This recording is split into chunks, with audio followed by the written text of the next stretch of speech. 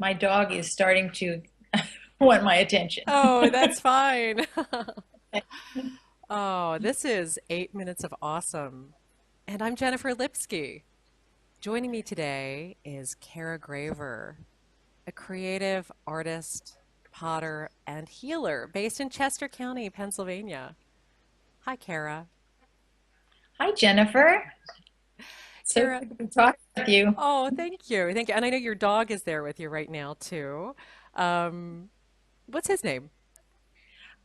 Her name is Effie. Effie. Okay, great. Hi, Yes. Effie. So if we hear kind of footsteps in the background, we'll know it's Effie who's joining us. Yes. Okay, Right. great, great. Hey, Cara, tell us a little bit about your business. What's on your plate, nutrition for body and soul? I know that it's in the forefront of what you're doing right now, and there's so much more for us to talk about with your studio. But tell us a little bit about the nutrition piece that you're working on. Well, just really briefly about my nutrition piece, it has two components. Primary food and secondary food is how I work with people. Primary being how you live your life, your creative life, your spiritual life, your career, your relationships. If that part of your life isn't nourishing you, then secondary nutrition, which is the food, is likely to be compromised. You may be eating to fill a hole, or you may be eating really carefully, but you're so stressed out in your primary food in that part of your life that you aren't able to assimilate the nutrients. So that's basically what I'm working with people. Yeah, that sounds really interesting and really, really valuable for people to hear and understand. And it ties right into your actual art and pottery studio because your studio, you call it the Cob Studio, based in the rolling and bucolic hills of Chester County. And your Cob Studio, you actually didn't just furnish the studio, you actually built your studio like from the ground up with the earth yourself, which is amazing. It's kind of, the building blocks of, our body and soul, same type of thing, the building blocks of your studio. I'd like to know a little bit more about how you did that, how you came to do it. Well, I was shown a book, and the book said, it was called the Cobb Builder's Handbook, and the book said right on the cover, you can hand sculpt your own home. And it had a picture of the most adorable little building. And I thought, all right, I'd like to try that.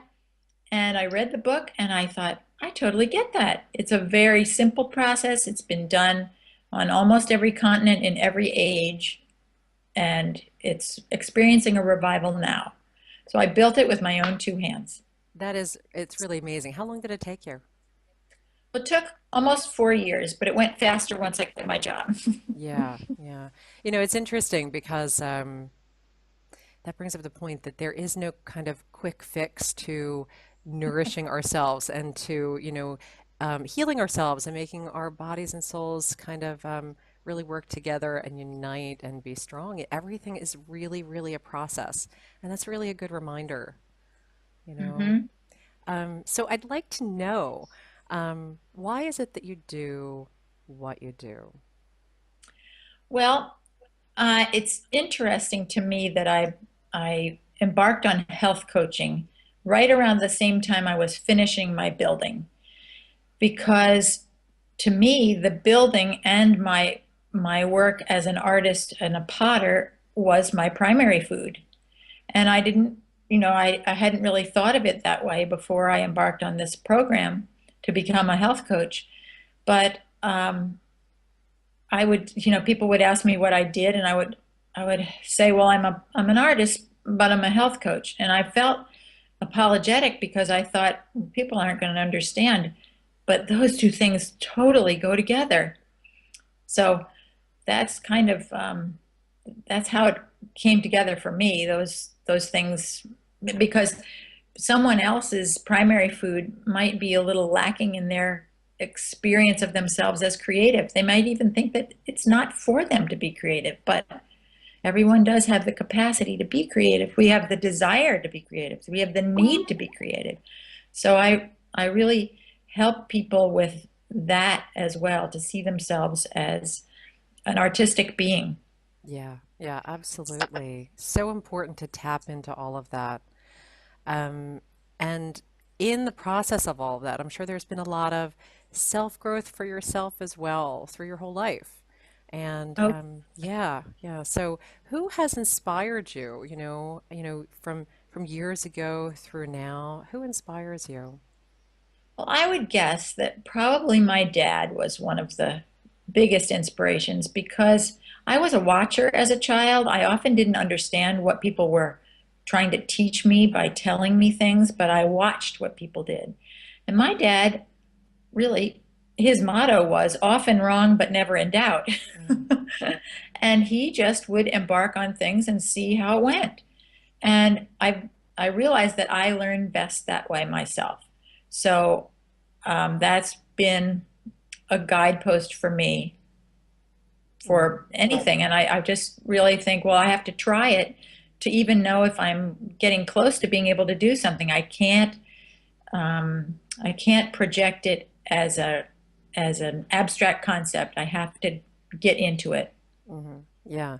It sounds like your dad really helped to give you that sense of that you could really spread your wings and fly, Hmm. really try it. And I mean, you did that with your studio and with so many other really remarkable things. And think of how you're spreading your wings, how you've helped Hmm. others to spread their wings as well, to learn themselves and know that they can actually take that step and Yeah, soar, which is that's really really, important. yeah, Yeah. really amazing. And there's a message. I know that in all of this, right, there is a message that you would like to have others hear. What would that be? Well, now this might seem like it doesn't go together, but it really does. Because there's another small part about my relationship with my dad that comes in here. And it comes from a time when people didn't communicate carefully with each other. And I grew up with a desire to be communicated with in a more careful manner and to do that with others. So, along the way, with this um, health coaching, I would meet things and think, oh, that's professional development. I could study that too. And nonviolent communication was one of those things. And that to me is, the creative part is really vital. The food part is really vital. But most important to, well, maybe not most, but yeah, maybe most important to our primary food is how we communicate with each other. In the past, we've done it through blame, demand, and manipulation. That's over. We are looking for unconditional love. We are looking to promote that in the world, but we don't know how. And nonviolent communication, as it came through Marshall Rosenberg, who did not hold on to it as a guru, but let it go out there so that we could make it our own and teach it to others. That's going to be a big part of, as I always say, that's the way to world peace. There are many, and I'm always jumping on the next new way to world peace, but this is a really important one. Yeah, And yeah. it came from a need in my life. Yeah, it is so important. Interesting. You bring that up. I was just having this conversation a couple of days ago, and it's so true because, um, you know, and you can't just say it, you've got to embody it. You've got to live in that Hmm. way to really make that change happen. Um, Hmm. there's that saying, for an entire forest to be green, each tree must be green, right? Hmm. And Yeah. so we really have to embrace and embody those changes and that nonviolence Hmm. and let that goodness shine out from inside of all of us. Yeah, and we have to feel free to be able to do that. And the most beautiful thing about this is you start it with yourself. Right. You start communicating with yourself Yeah. in ways that do not involve blame, demand, and manipulation. And then you have something to meet the other with. Right. It's so powerful and so amazing. It So that's, yeah. it is so powerful. I thank you so much for bringing that message forward, and I know that will it will be of great benefit for people to hear it. And Great. for anyone who'd like to learn more about Cara Graver and her amazing work and connect with her, you can do that at her website, which is thecobstudio.com. And Cara, thank you so much. And Effie, also, thank you so much So for, back to sleep. oh, that's great. Thank you so much for being here and sharing in 8 minutes of awesome. Well, thank you so much for this wonderful, glowing, brilliant idea. Oh, And I love the idea that we're uniting all over the world because this inspiration is living out there and people are just catching on to it and spreading it. So thanks so much, Jennifer. oh, it's my pleasure. It's my pleasure. All right. Oh, there's Effie. Feeling Oh, shy? And she's named Fe for iron on the periodic table because she's the same color as my studio, and it was iron that made my studio that color. brilliant. Oh, so not Effie. She's Fe. Well, Yeah, I spell it yeah. Effie, but it was inspired by the periodic table for iron. That's great. That's brilliant. Oh, I love it. Hey, Effie.